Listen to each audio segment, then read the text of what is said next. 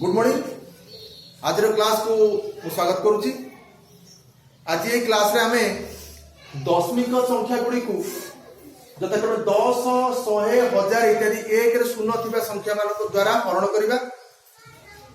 जो सेति पे आमे किछि प्रश्न एठारे देइछु जेमि 4.8 हरण 10, 52.5 हरण 10, 0.7 हरण 10, 33.1 हरण 10, 262.23 हरण 10, 0.5 हरण 10, 3.97 हरण 10।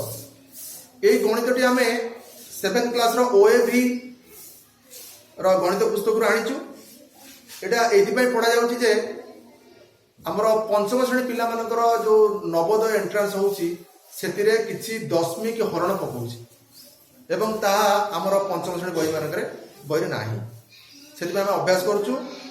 আউ এটা হরণ আমি গোটে করিকি দেখাই দেবি কেমতি হরণ হଉଛି, প্রকৃত হরণর নিয়ম অনুসারে কেমতি হরণ হুয়ে দশমিক হরণ এবং ট্রিক আপ্লাই কলে কেমতি সহজরে করা যাই পারিবো তাকে মধ্যে আমি দেখিবা।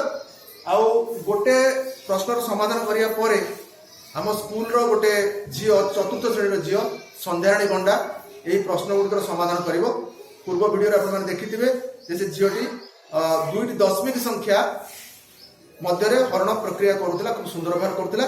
आज से भल भाव कर मोर आशा।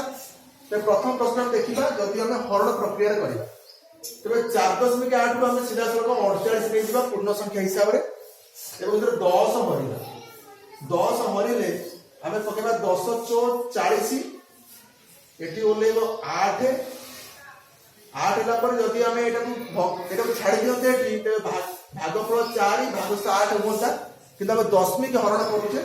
ତେଣୁ ଆମେ କ'ଣ କରୁଛେ ଏଠି ଗୋଟେ ବିନ୍ଦୁ ପକେଇବା, ଦଶମିକ ବିନ୍ଦୁ ପକେଇବା ଦ୍ୱାରା ଏଇଠି ଚାଲି ଆସିବ ଗୋଟେ ଶୂନ ଅଟୋମେଟିକାଲି।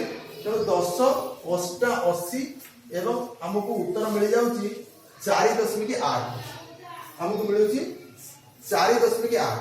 तेज 4.8 प्रकृत तार उत्तर नुहे, कारण ये 48 रे 10 हरा जाए, 4.8 रे 10 हरा जाए। तो नियम आमर जहाँ भग्नांश बा दशमिक हरण नियम से नियम को अप्लाई करवा एटा दुई भाग विभक्त करुचे। गोटे भाग हूँ बाँ भाग, गोटे भाग हूँ डाण भाग, जोटा कि भाज्य और भाजक। आम देखुचे भाज्य दशमिक पर गोटे अंक अच्छी और भाजक दशमिक पर आदौ अंक ना।